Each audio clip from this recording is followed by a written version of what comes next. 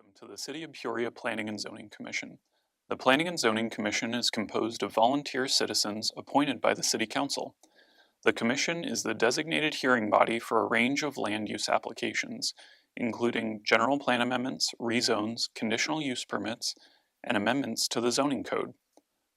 Upon recommendation by the Commission, general plan amendments, rezones, and zoning code amendments proceed forward to the Peoria City Council for final action. For conditional use permits, the Commission will make a final decision subject to appeal. All hearings are conducted in accordance with the rules for procedure requirements to allow an impartial and efficient hearing, and all Commission meetings are open to the public under the Arizona Open Meeting Law. Each case will be called in the order in which it appears on the agenda unless otherwise announced during the meeting. Once called, City staff will give a presentation of the case, followed by a presentation from the applicant if they so desire. After the applicant's presentation, members of the public who have submitted a speaker's request form will be called to speak by the Commission Chair. The applicant may be called to provide additional information, clarification, or a rebuttal. The Commission will discuss the case, may ask additional questions, and take action.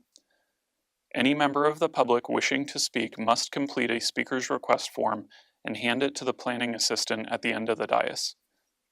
When speaking, please limit your comments to a maximum of 3 minutes and try not to repeat statements already made by others. We welcome your comments, and as fellow citizens of Peoria, we thank you in advance for your participation.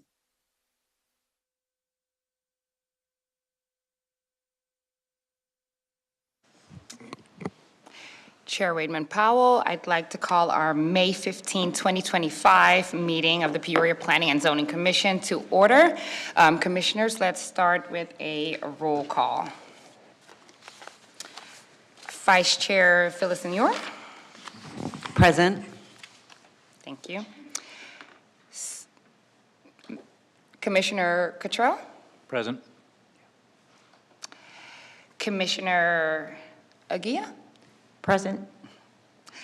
Commissioner Fider. Present. Commissioner Gaynor. Present. Thank you, Commissioners. Welcome, everyone. Thank you for joining us for our Planning and Zoning Commission meeting today.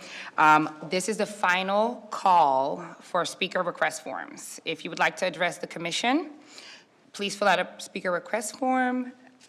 We have them available at the entrance, and if you're not able to get them at the entrance, feel free to stop right over there on the left side, and you'll be able to grab you one. I want to go ahead and move us along to our business. We will go to item 3, which is our consent agenda. The first item on our agenda is our consent agenda, which is all items which are considered routine in nature. All of these will be enacted in one motion, and so we have item 1C, 2C, and 3C. Commissioners, do I have a motion?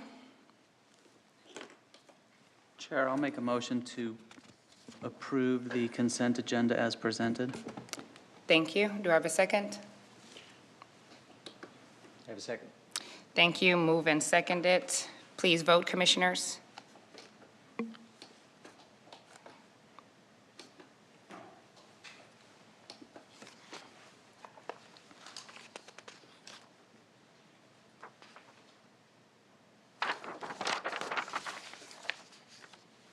A delay.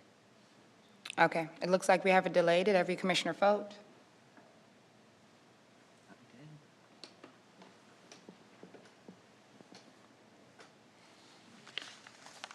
You might have to do old school. Yes. We almost had to go old school here, and that's not good for someone new school such as me. Thank you, Commissioners. The motion passed unanimously. Saying that with me, I believe, being the young. Yes. Seasoned, that's what we like to call it here. Okay. Thank you, Commissioners. Let's move along to our new business. We have a presentation from staff on case CU 25-03. I'm not sure who's presenting on this. Looks like we have a new face here. Mr. Valencia, I will hand it to you. Thank you. Chair Whitman Powell and members of the Commission, I'm very privileged to be here today to present my first case. It's the City of Peoria. I am one of your city planners I formerly was with the city of Phoenix. I was there for about 9 years, and then I moved closer to home and wanted to work closer to home, so I came to Peoria. So it's my honor to be able to present on behalf of the applicant today, Ms. Bethany Stackman. It's always exciting to get a new business proposal, especially when, you know, we're primed on economic development. We want to fill in these vacant suites. So her proposal is to open up an animal veterinary clinic. So for our furry friends and their dental care, they're at 9494 West Northern Avenue. It's a 1,900 square foot suite. So just to orient you to the area there, it's at the northeast corner of Loop 101 and Northern Avenue. The Peoria Crossings Shopping Center is there. It's anchored by some big tenants like Target and PetSmart. There's also some restaurants there. It's a Carl's Jr. There. And so right there where you see the site, it's right abutting the Peoria Crossings. And of course, as you move clockwise around the site, north and east, Peoria Crossings, south, Northern Avenue. Further south of Northern Avenue is City of Glendale's jurisdiction, and then westbound is the Loop 101 on-ramp. So that helps us to orient where this request is going. The hours of operation for the business are normal business hours. It's going to be open 4 days a week. And the suite is an existing suite, 1,900 square feet, so the shared access is going to remain the same. There's no new driveway or curb cuts being made there off of Northern Avenue. Basically, it's going to maintain its same conditions as it is today for access. Some other key items of note, and based off of the operational narrative, is that, again, there will be no exterior improvements. All of those tenant improvements are going to be within the suite.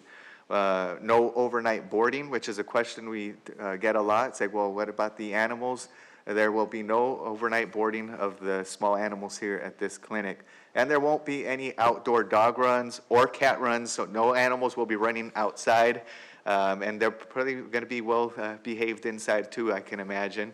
And there's going to be sound transmission controls put as part of that tenant improvement to maintain the noise levels so the adjacent suites are not impacted. And animal waste will be disposed of in manners that meet all applicable health codes. So there won't be piling of the animal waste using the local bins there that the other businesses and suites have. They're going to have to dispose of that in a way to meet health requirements. The site has been zoned commercial since, that's about as old as I am here, 40 years. Since the 80s, the mid-80s, it's been intermediate commercial. What that is the type of commercial that you typically see in the majority of the city, in any city really, is where you'll see the restaurants, you'll see the service uses, you see a lot of these multi-tenant buildings. That's what intermediate commercial amounts to.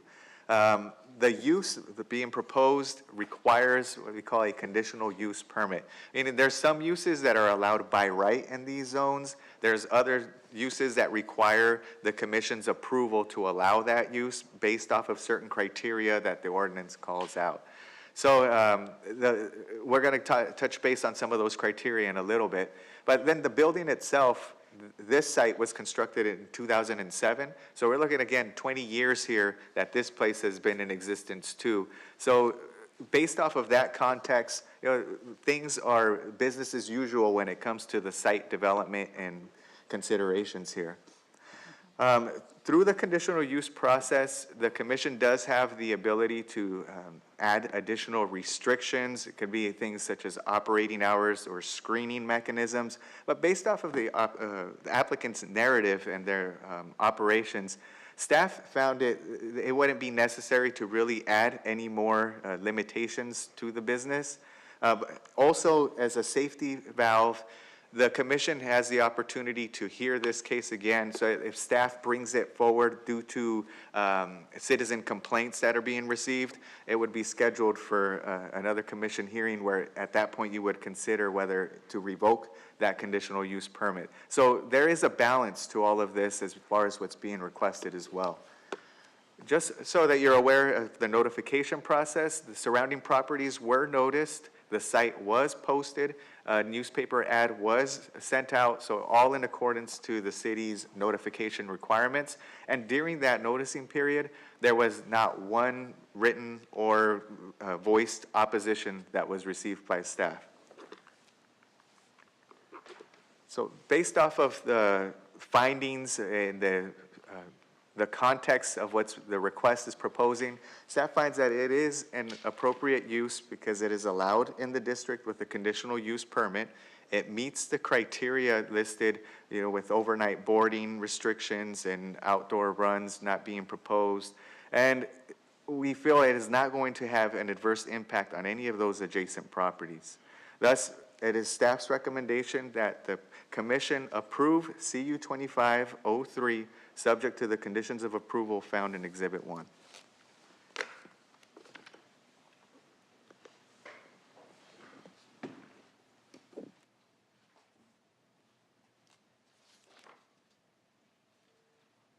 Thank you. I was a little muted here. Well, welcome. Wonderful first report with the City of Peoria, Mr. Valencia. We're excited to have you here. Great report. Commissioners, do I have any questions, comments? Commissioner Fider? Just a couple of comments. I see nothing to the, any reason to be opposing to this. It's an appropriate use for an appropriate center. I just wanted to thank the applicant for coming to Peoria, and we're excited to have you here. So thanks for believing in our city. So.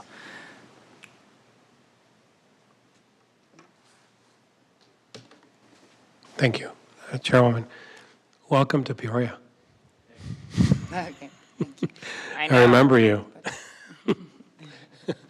But welcome to Peoria. How are they treating you? Since this is a live recording, no, and I'm not under duress, no. It's going swell. I'm not Let gonna him wear lie. that tie tonight, so. Yeah, I wore my animal print in support for animals and their health too. But it's been going great, and I look forward to the growth that the city is going through and being a part of that with you all. Thank you. No, thank you. Commissioner. Thank you. All right, that's all I have, except for maybe a motion. Thank you, Commissioner Gaynor. I was going to put you on the spot and say, y'all all coming down to our beautiful city, aren't you? But I'm glad that you have a familiar face. There you go. Do we have any other questions, comments, or questions for staff? Okay. Well, I do not have any speaker request forms. Just in case there's a last minutes form, I will now open the public hearing. And I will now close the public hearing. Thank you. Since there are no other comments and questions, commissioners, are we comfortable? Do we want to go ahead and make a motion to approve KCU 25-03, subject to the conditions of approval of Exhibit 1? Yeah, I'd like to motion to approve CU 25-23, subject to conditions of approval of Exhibit 1 per staff recommendation. Thank you. I'll second. Thank you. It's been moved and properly seconded. Commissioners, could I please have a vote?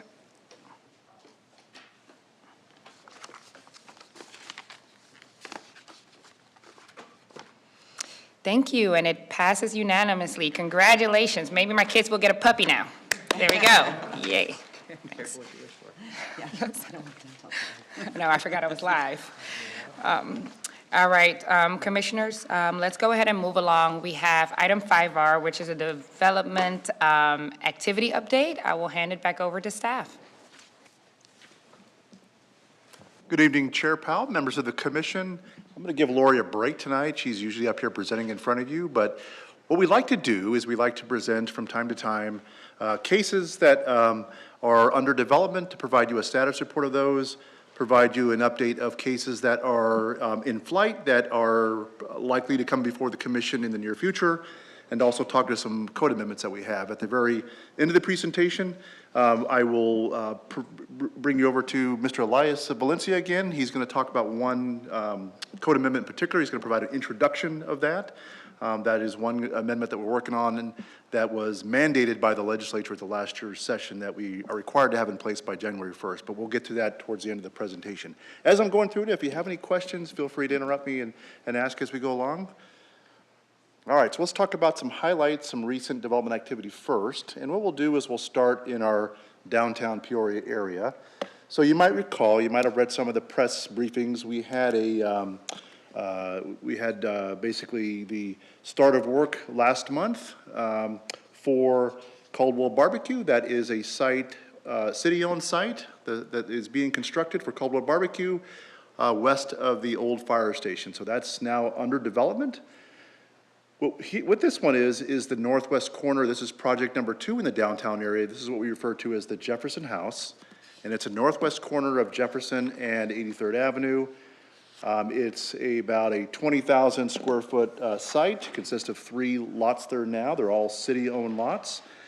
And we're currently in design on another project that we're calling Jefferson House. Now, this project has its inspiration from the Churchill. If you're knowledgeable about the Churchill in downtown Phoenix, it's a facility that houses a number of smaller retail, dining, and opportunities there. It really serves as an incubator, and that's what we're trying to replicate here. We think this could be a great destination along with the barbecue establishment, and provide that destination for residents to come downtown. So right now, this is in design. It is, we expect the site plan to be submitted soon. Again, as you can see on the screen, we're projecting that it's going to offer a number of retail and restaurant experiences. I think I have a copy of the elevation here. So at the top portion of the screen, you can see that you're looking at it from 83rd Avenue. That's the main entry. The bottom portion of the screen, that's looking at it from the Jefferson Avenue portion. So this is will be a great addition to downtown Peoria. Not only offer a mix of venues, but it also serve as a community gathering space for special events and artisan pop-ups. So we're looking forward to that. Again, as I mentioned, we just had a pre-app on this one. We're expecting the site plan to come in soon, and we anticipate everything goes according to plan. We should probably see an opening next summer sometime of this facility. On the prior facility that I talked about, the barbecue place, we're looking at an opening probably early first quarter of 2026. So a lot of good things coming to downtown Peoria. And this just shows you I guess kind of a site plan or floor plan. You can kind of see the layout of it. Again, the main entry on 83rd Avenue, but you can see within the building, there are a number of different retail and restaurant pop-ups. There's also some outdoor dining that's present on the Jefferson Street side of the facility. So, and then back to the architecture, you can see that it has that cargo container look to it, feel to it, so it provides architectural cues from that type of look. It looks very eclectic. It'll fit in well with downtown Peoria, and again, we're looking forward to that development coming. Moving forward, this is the former Smitty's building on Grand Avenue. So you might recall we went through a zoning case back in 2023. This was a site that occupies a strategic place going into downtown. The Smitty's building was a long time eyesore on that corner. It fell into disrepair, and it was the major face that you saw coming into downtown. So that building had been demolished several years ago, and in this place we had a rezone that was approved in 2023, and that was for multifamily development. That was a 200-unit multifamily community that consisted of 3-story apartments and 2-story townhomes. Principal access along 84th Avenue on the eastern side of the site, and 85th Avenue, which is on the western portion of the site.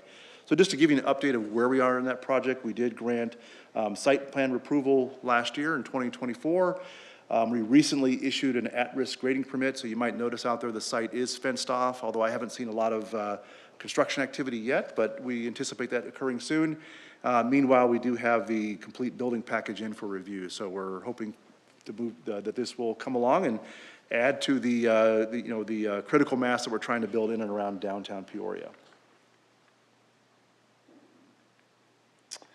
Moving to the south here, so this is a project called Legacy Place. This is generally at 83rd Avenue and Northern.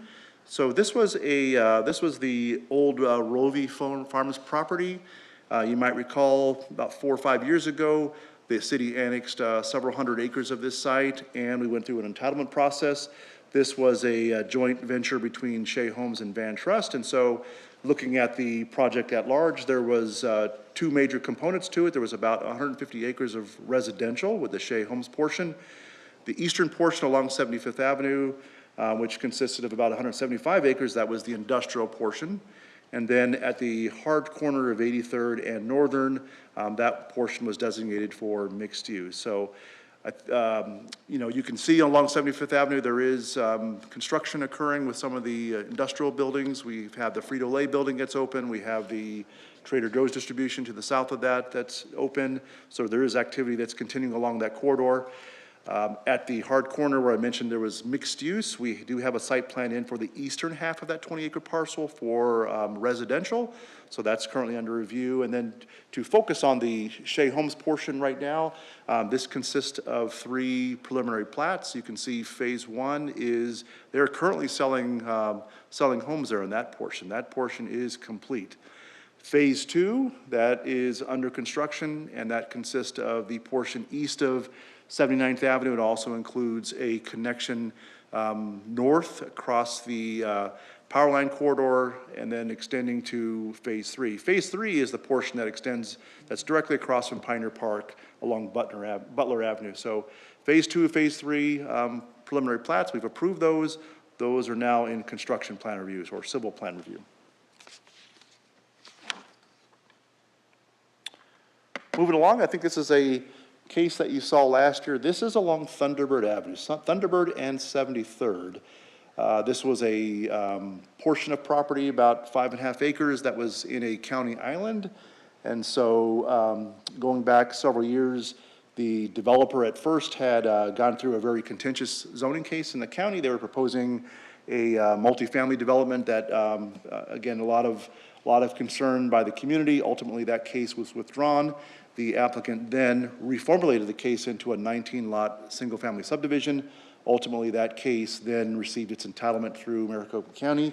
And at that point, the developer asked to annex into the city and to really for the benefit of our services. So we did annex this property and provide it with its equivalent zoning last year. So now we are going through preliminary plat review of this project. So again, this is a 19-lot subdivision and going through subdivision review right now.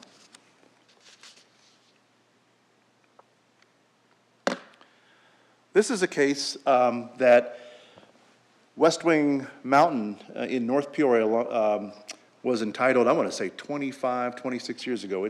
And I think all of the parcels, maybe perhaps except this one, have been developed and built out, but this is the one of the few remaining parcels there. It's about 38 acres. It is at the southwestern portion of the site. You have to take Black Rock Boulevard, which goes past the elementary school to get there. It's on the backside of our city Sunrise Mountain Preserve. But we do have a preliminary plat in for review. The applicant is Woodside Homes, and they are proposing 20 custom lots. So the lots you can see on the screen, they range from 33,000 square feet to 2.3 acres. So these are very large lots. They will occupy a very beautiful position, being near a preserve and then also having views. The density, very low density, about 0.52 units per acre. They do already have the zoning in place, and that's why right now we're reviewing the preliminary plat. So as you can imagine, as we review the plat, there are a number of considerations, including access and traffic to this site, and also how do we protect the hillside and what types of measures might be important as we look at the adjacency of the Sunrise Mountain Preserve to the east there. Okay, I'm going to transition to now a few slides talking about some projects that are coming forward that the commission will see in the future. Not all of them, but most of them. Let's talk about Alora Vita South, or really the western half. This was formerly state land.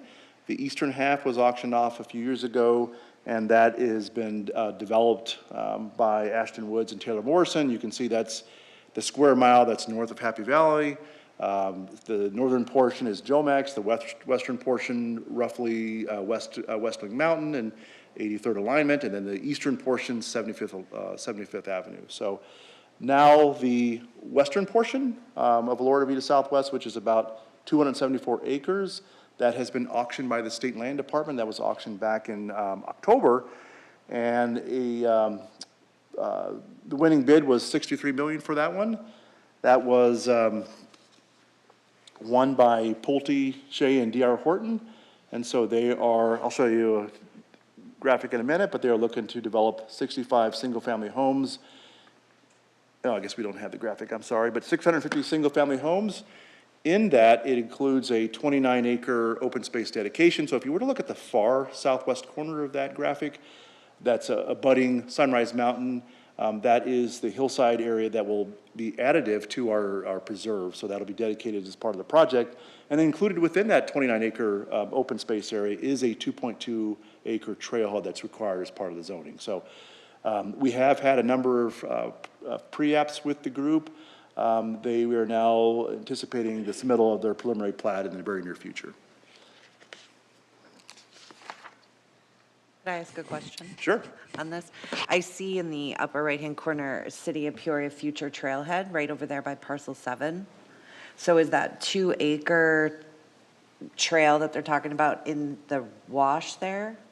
Is that where they're proposing it? Commissioner Villasenor, actually the trailhead, so if you look at the pink, I guess the pink area Yeah. on the screen, and you look at that little figurine on the lower left-hand corner, Yes. that's the trailhead right there.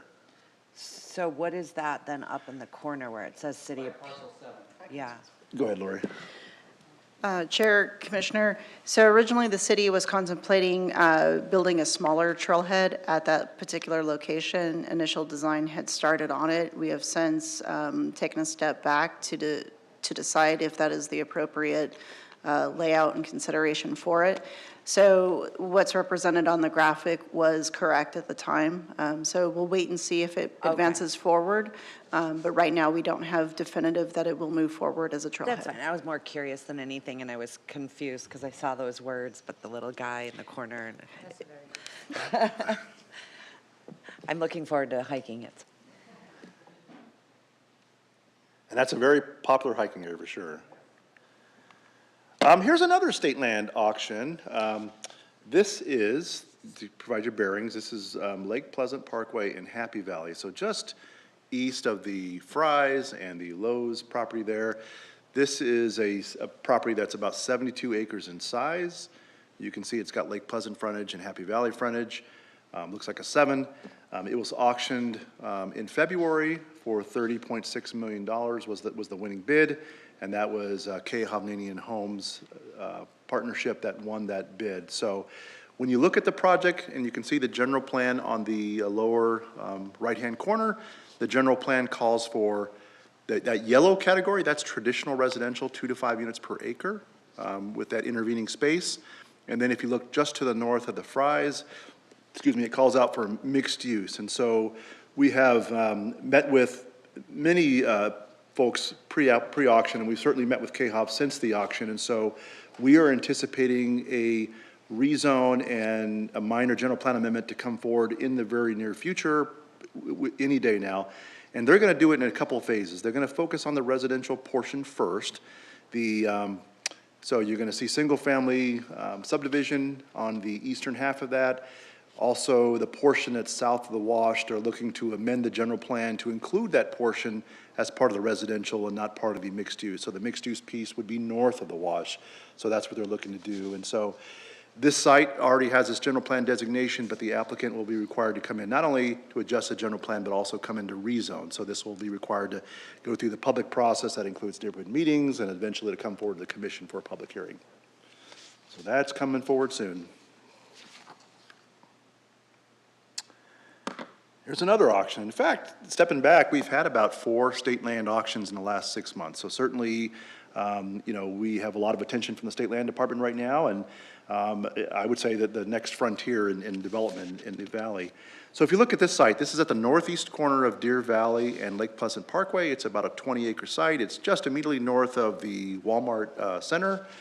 It's about 22 acres on the general plan. We have it designated for mixed-use Main Street, so more of a mixed-use, walkable type of format that we're looking for. The zoning today is general agricultural. This was auctioned actually last month on April 10th, and the winning bid was for $8.7 million. Lennar won that bid, and so they have brought forward some concepts that include a mix of for sale residential along with some portions for commercial. So we haven't got a formal case in yet, but we are expecting possibly an adjustment to the general plan designation that may or may not occur, but certainly they will be required to rezone the property. So again, just like the last one, this will be required to go through the public process, and we're anticipating this one to come in very soon. Here we go, another state land auction. So this is the fourth one. This was held February 19th. D.R. Horton was the winning bid on that one. It was $33.4 million. And you can see it consisted of 2 sites here. So if you look at the middle, what we'll call parcels 1 through 3, those portions are part of the Lake Pleasant Heights Planned Community District, so they already have zoning in place. And so the applicant intends to do single-family residential there. They're looking at approximately 360 units. And so for that portion of the project, because they're already zoned, we would require that they submit a preliminary plat to the city. That's an administrative process. Now, that's different from the parcel 4 that you see along El Mirage Road. That portion consists of about 70 acres. Half of the site, I would say, is pretty rugged. It's in hillside, and there's a wash condition going right to the middle of it.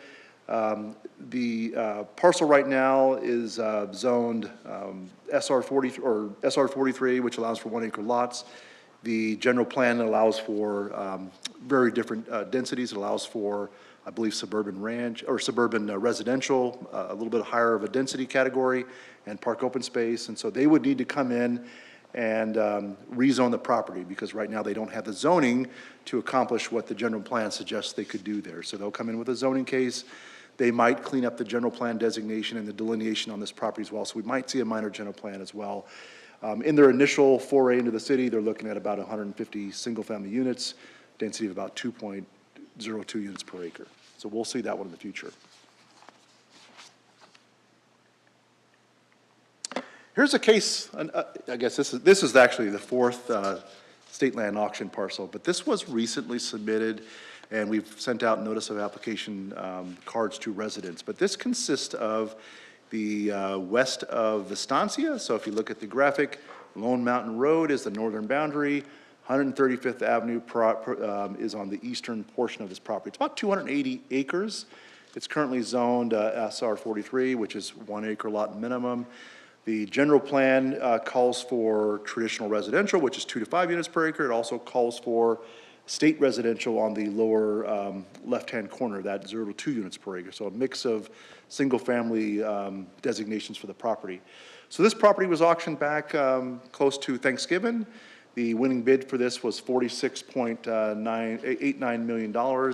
A Shea Homes Partnership won that bid, and so they have come in with pre-app, and they've also come in and filed a rezoning case with the city. So this is one where the Shea Home Partnership includes not only themselves, but Lennar and also Toll Brothers. So those would be the 3 builders in this community. So they have a request to rezone this case to this property to a planned area development.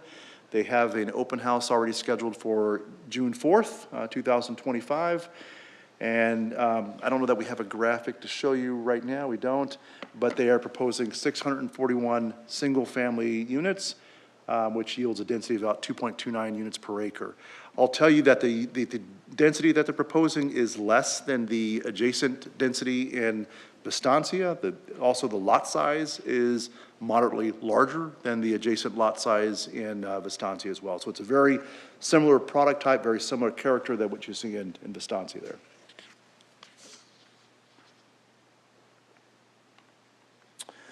Peoria Innovation Core, I think we've talked to the commission and council a little bit over the last year. This is a very big, very important piece of the city. I think in past conversations, we've talked about how when you look at the remaining vacant developable land in the city, particularly along the Loop 303 corridor, state land encompasses 75% of that vacant developable land. So Partnerships with state land department are very important for our economic footprint, for expanding that footprint, for further development options. You might recall last year, we worked with the state land department to rezone, to entitle the North Peoria Gateway that was centered along Happy Valley and Loop 303 corridor. In that project, the state land department not only was the applicant, but they led that effort, and we were a partner with them on that project. This one's a little different in that we are funding the entitlement. We've hired a consultant as well to help us. So we will be leading this effort. State Land is, of course, a partner on this as well. And so we are in the early stages of data collection for this entitlement. This is 6,700 acres. So this is effectively all of the state land that's east of the Agua Fria River in North Peoria. So everything north of Pleasant Valley, everything north of West Wing, and you can see it might be hard to see the boundaries on the screen, but it's basically all the blue all the way up to State Route 74. So it's a very important area. 6,700 acres is about 10 square miles, so it's about the size of Estancia. We anticipate a mix of uses. Of course, it's very important to us that we get economic development opportunities, particularly along Lake Pleasant Corridor and Loop 303, but this is a big landmass, so there's a lot of opportunities for residential transitions, for other land use types. So it's going to be a mix of land use types that come in. But right now, we are working with Kimley Horn, who is our consultant on the project, to do the data collection, look at the constraints, and to start to formulate a plan. As part of this, we will have to annex Parcel C. It's this little strip of state land that's near the Agua Fria River. This will be annexed into the city, and it'll be incorporated as part of this overall entitlement. So in terms of next steps, what we're doing is once we've formulated we've completed our research and our due diligence and our early work on that, we will be putting together a PCD, or Planned Community District entitlement package. And moving that forward, you'll likely see community meetings probably after the summer is when you'll see that. We're anticipating bringing this to Commission and Council early first quarter of 2026. We want to get this in place because we're already seeing a lot of development interest in North Peoria.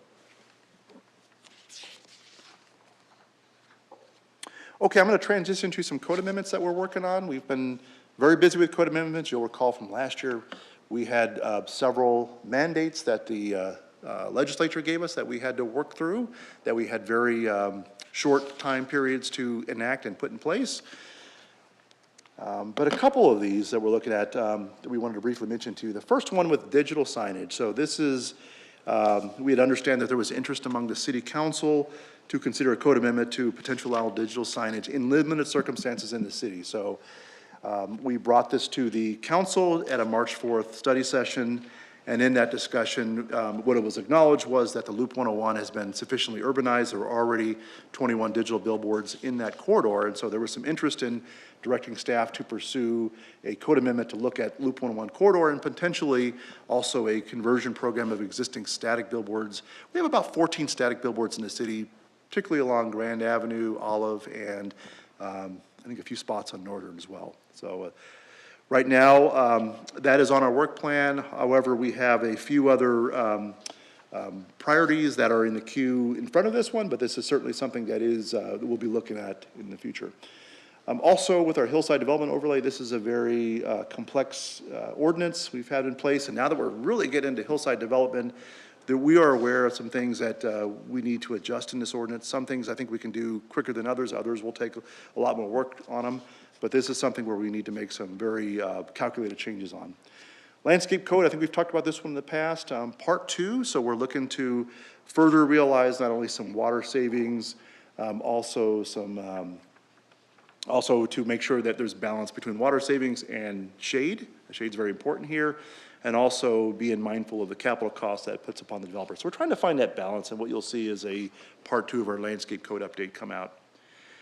And then we'll talk about the, right now, we're closely watching this year's session of the legislature. There are some bills that may be moving forward. We'll see what happens. We'll see if we have to put forth effort on addressing those. But one that we'll talk about in a minute that I'll carry over to Mr. Valencia is middle housing. So this was enacted last year's session, HB 2721. And this relates to middle housing. So middle housing really is that level of housing type that is between your traditional single family and your multi-story multifamily. And so not to steal Elias's thunder, he will talk about what that means and what the bill says, but we are required to have this in place by January 1st, 2026. So this is something we're actively working on right now. So what we're going to do tonight is we're just going to introduce this bill to you, introduce all the components, things that we do have, that we can look at, and things that frankly the legislature doesn't allow us to look at in this bill. And then we will commit to coming back to the commission and have study sessions with you to really dive into the details on that. So with that, I'm gonna hand it over to Mr. Valencia. Thank you, Mr. Jaques. And yes, as you see, when they treat you nice, they give you multiple assignments in the same night. So as Chris mentioned, a very important date though there, January 1st of 2026. There's a lot at stake at here because as part of this legislation, as we may have heard a term called missing middle housing, and I'll talk about that in a second here. As part of the trade-off is if the city does not enact or authorize middle housing product in certain areas in the city by that timeline of January 1st, then it's going to be allowed by right in the entire city's single-family zoned districts. So there's a lot to consider here as far as the timeliness of getting it done and also what we need to consider. But this graphic here kind of sums up what Chris was saying about the types of products that are available, and kind of typically the reason the term missing is floating around is because there's this perceived notion that it doesn't exist or that it's not being built because of the amount of single-family subdivisions or the amount of mid-rises and high-rises, and so what's happening to those things such as duplexes, triplexes, quadruplexes, and courtyards and townhomes. That's usually the transitionary category between just a one lot with one house and the multiple units on a 5-6-story building. So there is that middle component there. Whether it's missing or not, that's going to be something we'll discuss about a little bit here. So most of that middle housing product, the intent of it is to blend in with the existing scale of single-family neighborhoods. So in essence, if you were to see a middle housing product, yes, although there's more units being provided per lot, they're still compatible with those single-family residences. They can be attached or detached. They can be on top of one another, or they can be arranged in different types of clusters. And so I want to draw attention to some of the graphics that are here. On the top right corner, there's a duplex product that's being proposed in parts of Arizona here. And on the bottom left, you've seen or probably are familiar with those next-gen suites that Lennar initiated basically valley-wide here. And they provide multiple suites on one lot. And they're blended into single-family residences. The middle picture is what would be termed a row house or townhome style, where they have a shared wall with each other, and sometimes they have those walk-up stoops or entry points. And then there's the lower right-hand corner. Even though that's a detached product, it's done at a density where it accommodates the type of density that middle housing is trying to accomplish. And that's a very popular housing product right now that we're seeing developed. In fact, that picture is from the development at the corner of 83rd and Olive. So we see a lot of that actually around us right now. So again, that makes me question that missing part, but that's middle housing in a nutshell, the type of products that it can promote. So the two scenarios where this legislation is requiring the city to authorize middle housing are for any area that is zoned single-family residential within 1 mile of the city's central business district. And our central business district is located the general vicinity of P83 in the stadium, the ballparks. It's about 960 acres.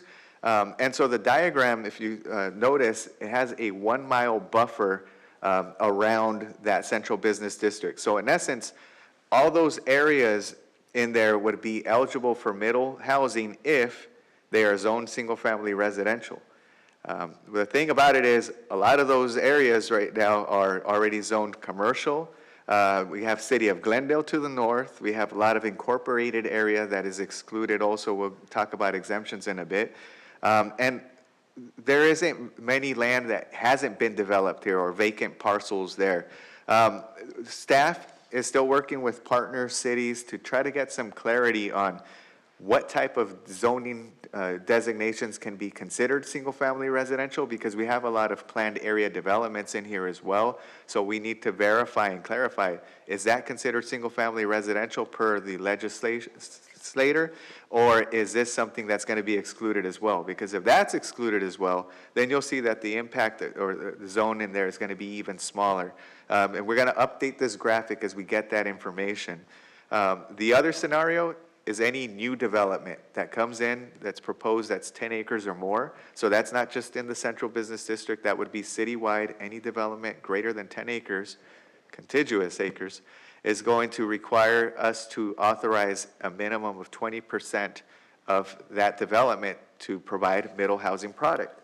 Again, we're seeking clarity and direction on that from the partner cities and departments to see where is this 20% really coming from? Is it based off of the land area? Is it based off of the proposed unit count?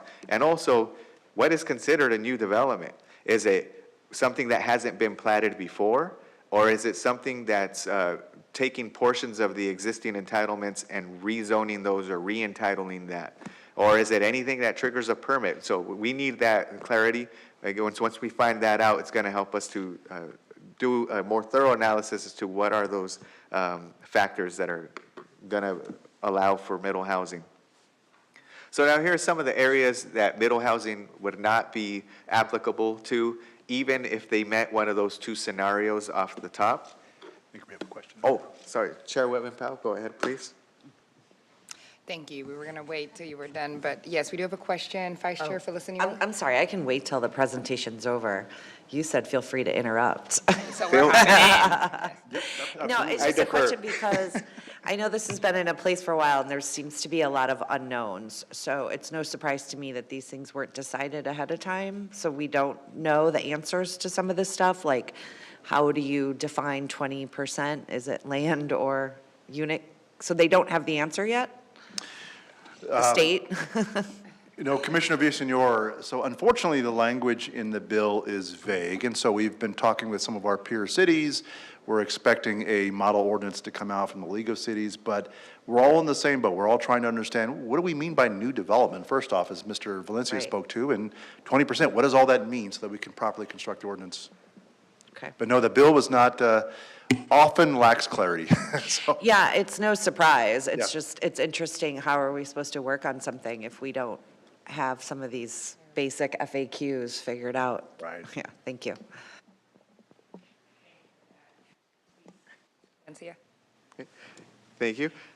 So there are some areas where even if they met the scenario, they still would be exempted from being required to allow middle housing. These are, of course, areas that are not residential. The areas that already have existing development agreements would not be impacted by that legislation. Utility providers also have a chance to review site plans that are coming in for that new development. Now, as the city, our utility providers do a thorough review of any development proposals and provide comments and feedback at the stages of development. But this is also for those utilities that are not within the city's purview, such as some of the power companies or areas that are providing water or services that are outside of the city's purview. They also have an opportunity to review these developments. And this also excludes areas that are within the vicinity of airports, including military airports. And so this is what that graphic is on display here. This is a very busy graphic, but there was it's a Luke Air Force Base, and it's, what it's depicting here is the boxy yellow, orange, red, those are the crash risk zones. There's these wavy contour lines which represent the noise contour lines of that airfield. And then you have the dashed thick line that shows the extent of the vicinity of that airport. So all the other areas and all the other colors you see there, the one you want to really focus on is that beigey off-white color, because that's the city of Peoria's jurisdiction. And if you notice, a big portion of South Peoria is within that flight zone of the airport, so that would be exempted from the middle housing requirement as well. I just wanted to bring that out to you to show you, again, there's certain areas of the city that we wouldn't have to allow it in. But that's for future discussion if we would want to. So what can the city, what can't the city do as part of this legislation? Well, we can't restrict middle housing product to anything less than 2 floors. So those single-family conditions of approval, like we can only have them single-story then. That wouldn't be an option we could pursue. We also cannot be restrictive, more restrictive than what's allowed in the similar single-family zoning designation. So one good thing there is it says similar single-family zone, because we know all our single-family zones are context-specific to where they're at. They may be hillside versus non-hillside. So those requirements carry over to those single-family areas as well. Floor area ratio, there's a graphic there depicting a general concept of what that means. The city of Peoria uses lot coverage as a mechanism, not necessarily floor area ratio, but it could impact our lot coverage requirements because a floor area ratio of 50% on a single-story building would mean no less than half of that lot. We can't restrict less than half of that lot as being buildable area for that property. And then that other figure shows a 2-story product. We wouldn't be allowed to restrict it for less than 25% of that lot to be covered. So it would impact some design of product coming in, so we would have to review that and see what things need to be addressed. We also will not be able to require additional parking for each middle housing unit. The legislator has capped it at 1 parking space per middle housing unit. There is also a condition that we cannot restrict a property owner to have to live on any of the units that are on that lot. So that wouldn't be something that we could do.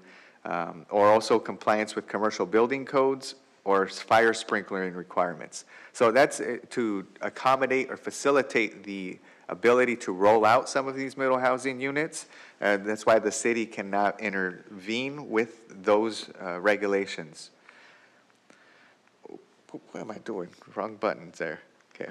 So we will be visiting with you in future sessions as well, but just for the public that's listening in, if they wanted to stay informed and up to date where we're at with this amendment, there is a website that the city has an overview of these text amendment processes. It also has old text amendments that we've worked on, and of course the future ones that we're identified to work on there. And we will update that periodically.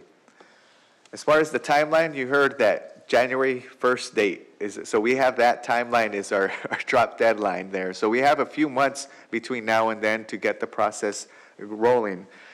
We will have community involvement as part of this. They do want to be informed. We want to inform them, as well as receive and solicit any feedback or comments that they have as part of the legislative bill.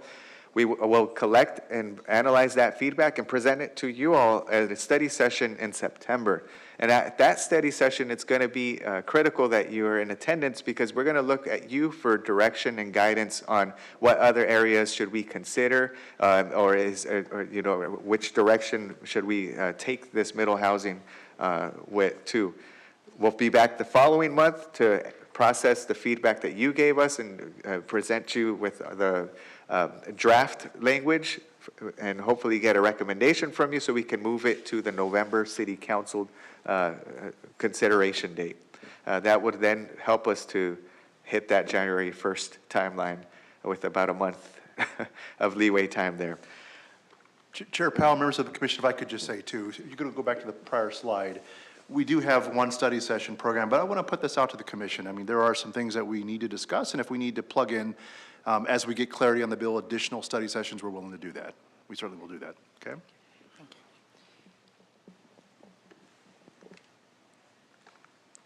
And now I'm open for questions, Chair.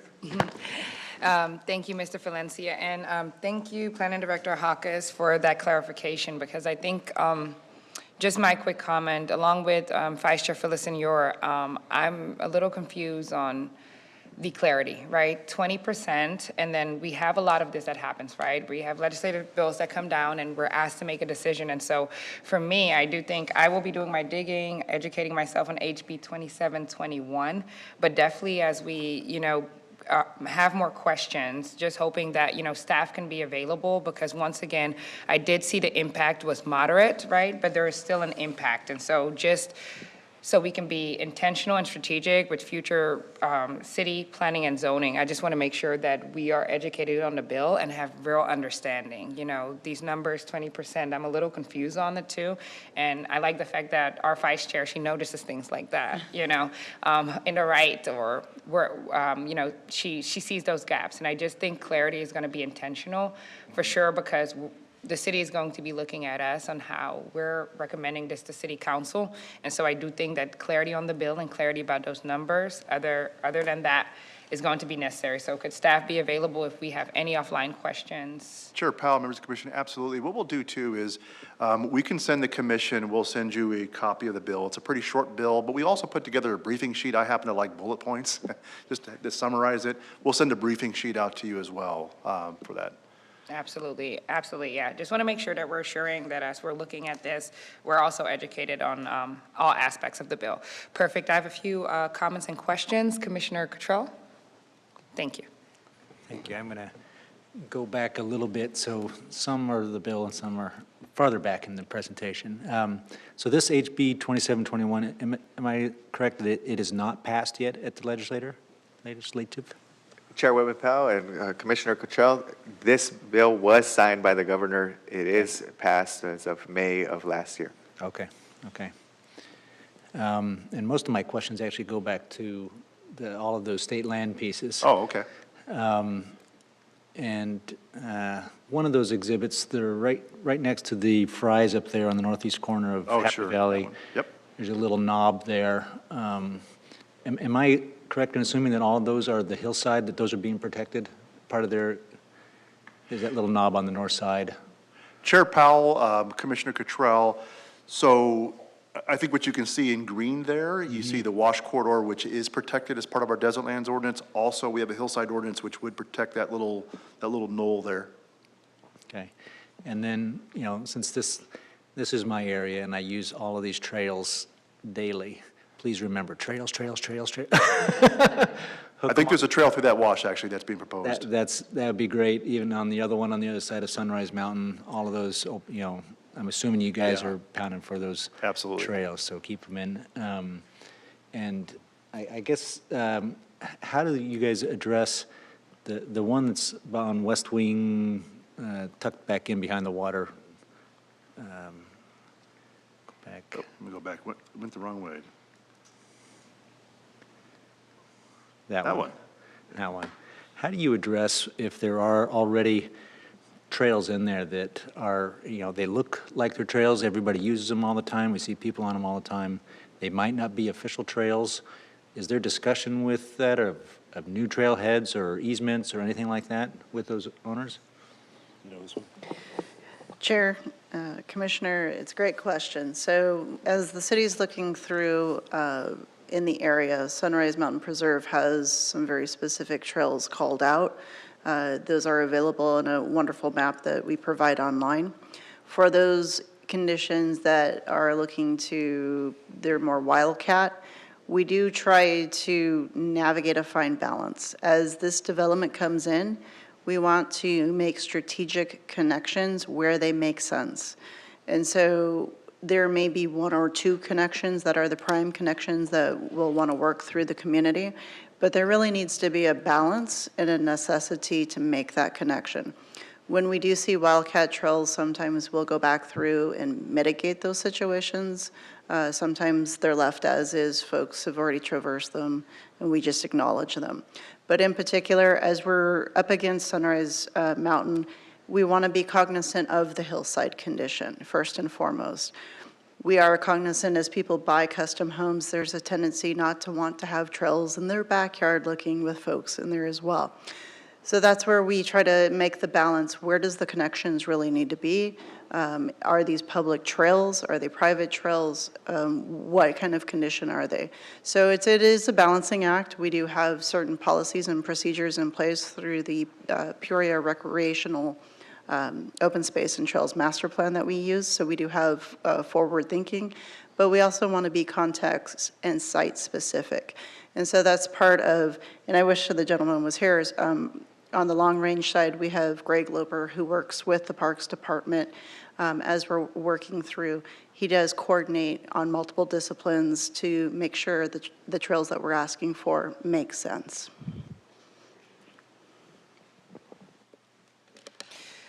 Thank you, Commissioner Cottrell, and thank you for advocating for yourself and all of the hikers out there. I love our trails too. Thank you. Commissioner Gaynor? Thank you, Madam Chair. You got me on. Thank you, Madam Chair. Is that how I turn it on? How do I turn this thing on? There we go. I'll say it again so it's on record. Thank you, Madam Chair. Real quick, can you go back to the enclave at West Wing, I think it is? Yep, that one. So what retail supports this project? Is it corner of Lake Pleasant and Happy Valley? Commissioner Gainer, that is the nearest commercial area, the Four Corners, as we call it, at Happy Valley Lake Pleasant. This parcel was zoned as part of West Wing Mountain, I want to say back in 1999, for single family. Okay, tell me how many miles that is? It's 37.9 gross acres, that parcel. How many miles away is it from the Retail. I'll say about a mile and not 2 Okay. miles. Okay, thanks. I have a question about Jefferson House, Okay. and you don't have to go back to the slide. Just help me with what retail interest is there for that? Commissioner Gainer, I can tell you there is retail and restaurant interest. I'm not aware of the extent of it or what specific businesses right now are talking with the city. We're looking at it from the perspective of a site plan and design as it comes in. Okay. Peoria Gateway, please. I should have just interrupted so that I could ask questions quickly. This project looks great. I've driven by it 100 times, but what additional amenities does this have? What was required in amenities? I wasn't around when it was approved, so, Cody was the planner on that one, weren't you, Cody? yeah. Yes, Chair Waitman, Powell, Commissioner Gaynor. There's several amenities within this community. It's kind of hard to see from this area, but, and I'm not sure why it gets blurry in the back corner, but in the back corner, you have a dog park centralized between kind of the two larger buildings in the middle. You have a pickleball court, you have a pool. The building in the middle of the two larger buildings that's on the right-hand side, that's their clubhouse, so they'll have a fitness center in there. I believe they also had a business center in there. And then so the far right side of the slide here is Grand Avenue. These units that are along Grand Avenue, it's, again, hard to see.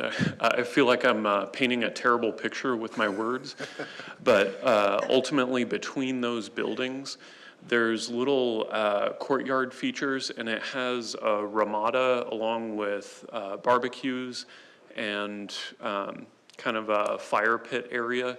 And it's actually set in between each of those units successively as you continue down Grand Avenue. So they really tried to spread out the amenities so that there wasn't a centralized location. If you're in one corner, you have to walk across the entire thing to get to other amenities. It's spread out throughout. Again, it has those larger order amenities centralized so that it's easier for everyone to access. But they kind of sprinkled a variety throughout the community. Very nice. Thanks. Thanks for that clarification. What a nice project.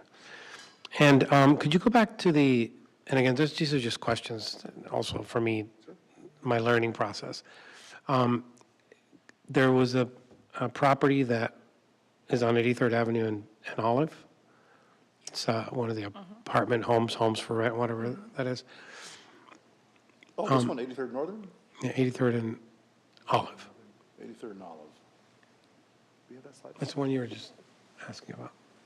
Chair Waitman, Powell, Commissioner Gaynor, I believe what you're referring to was Mr. Valencia's reference to the call them cottage or build-to-rent units that are located at Yes. 83rd and Olive. Yeah.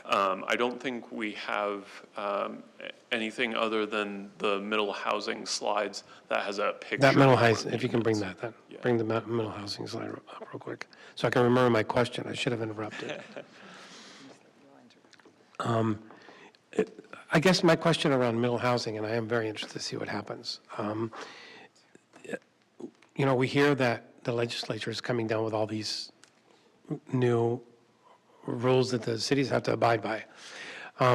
In many cases, I feel that, I don't know what interests are behind this, but I know that if you force a certain type of development, then the developer may suffer, right? So is there any discussion, or have you heard anything coming down the pike as it relates to, and I don't want to call it subsidies, but benefits to the developer for doing this? Or is it just going to be a straight up law? Are we going to learn about this later, or what can you talk to that? Yep, Chair Powell, Commissioner Gaynor, no, and as you've pointed out over the last few years, there's been a number of bills that have been introduced that are preemption bills, right, against the cities, and there's a sense that a large part of the lack of affordability has to do with regulations that the cities have in place, and so that's, I think, some of the interest that's behind some of these bills. But no, there isn't any incentives that are based. These are straight preemptions. The city shall do this, shall put this as part of their code. Great requirements. Yep. And then, so are they appealable? Is anything appealable? Do we know that yet, when it creates a hardship to the developer? Chair Powell, Commissioner Gaynor, could you ask Like, the question again? can any of this be appealed, or state law is something that you cannot appeal? Well, the law has already been passed both House and Senate, and it's been signed by the governor. We've been mandated to enact this as part of our code. So I don't think so. I think it's Okay. done. So no specific cases? Correct. All right, thanks. Thank you for your questions, Commissioner Gaynor. We have Commissioner Agia? Agia. There we go, thank you. Thank you, Madam Chair. I just had a question about the Jefferson House. I'm familiar with Churchill down in Phoenix, and it shows that there's like a common large area. And I know at the Churchill, they hold community events, small concerts. They've had various different politicians in to speak. Is that going to be the same plan for the Jefferson? Is that area going to be big enough for something like that? It says in the central courtyard. Chair, Commissioner, great question. So the floor area, as you see, is very similar in size. It is open. It's going to hold a number of activities. There's certain play areas within there as well. There, if you look on the Jefferson Street side where you see the little patio tables, that area would be able to be fenced or rented out for private events, or you can have events in that area. So that would be a more private exclusive space for individuals coming in. I just know enough of the details. The programming is still in the works, including the businesses, et cetera, but that's the programmable space that we're talking about. So there is the common gathering area. Inside, it is the kind of sunken down, as you can, in the Churchill setting. And then you've got the private patio in the back on the Jefferson side as well. And then I just had another question about middle housing, because it's confusing. And you guys went over a lot of stuff today, reference future developments. And with the new developments, is that requirement going to be on these developments that we talked about today? Commissioner Agia, we don't know yet. I think the first provision that says within a mile of the central business district, we don't think there's going to be a lot of impact there because a lot of that land's already developed. But it gets to understanding what we mean by new development, and that's going to be a very important understand and consideration there. Like Mr. Valencia spoke, does it mean land that's already entitled? Does it mean a plat that's in place? We don't know yet. So we need to understand that so we can understand how much of an impact it could have.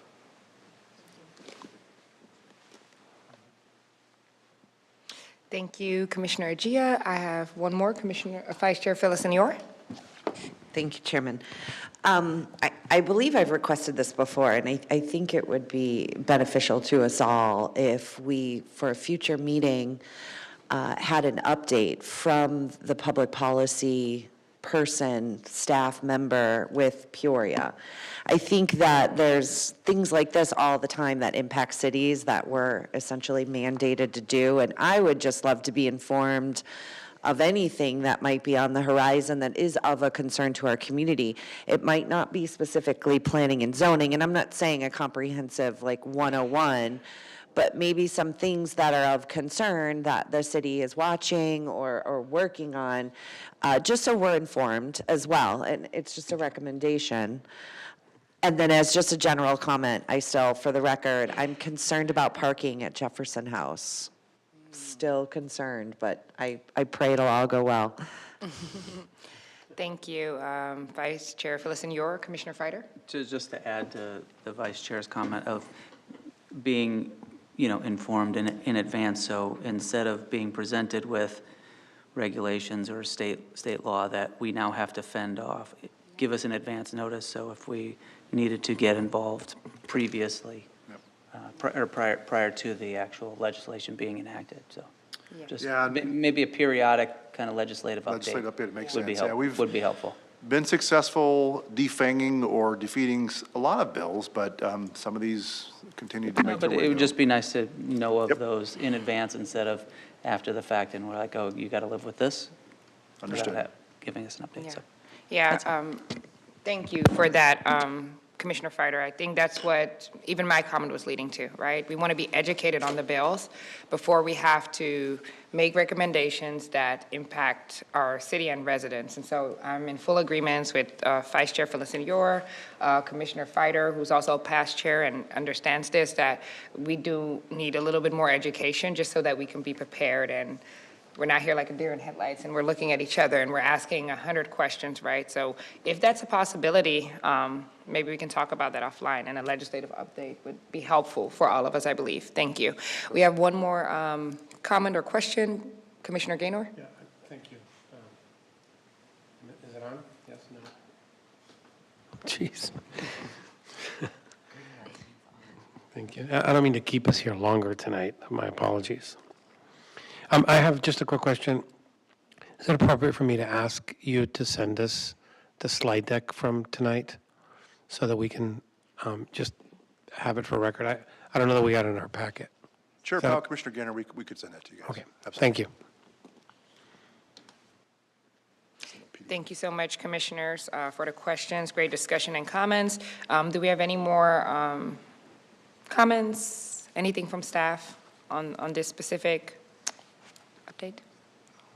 No, we don't? Okay, well, I will, if we don't have any more questions or comments, I'll go ahead and move us along.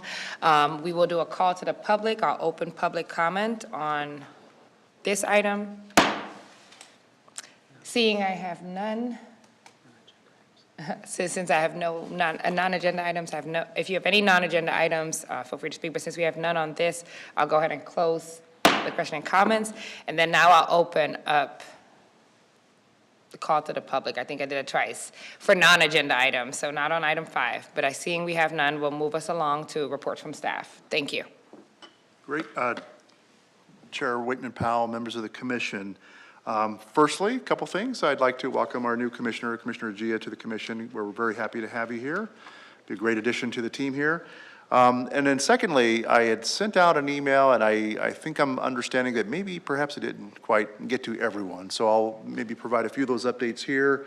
In that email, if you would have received it, we did, Della Ernest, she did retire. So after 22 years of service with the city, she did retire. So we look forward to her next chapter in her life, and we'll keep in touch with her.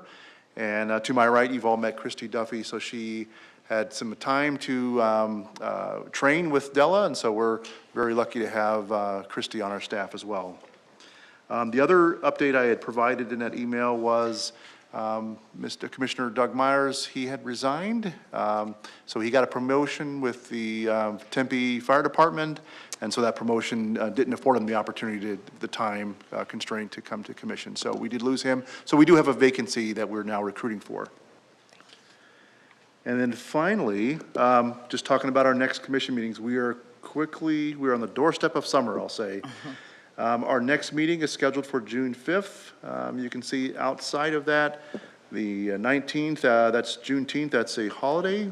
July 3rd is really close to the 4th of July, and then after that, we're hopeful we can have a quorum because we do have a regular meeting scheduled July 17th. And so with that, that's all I have tonight.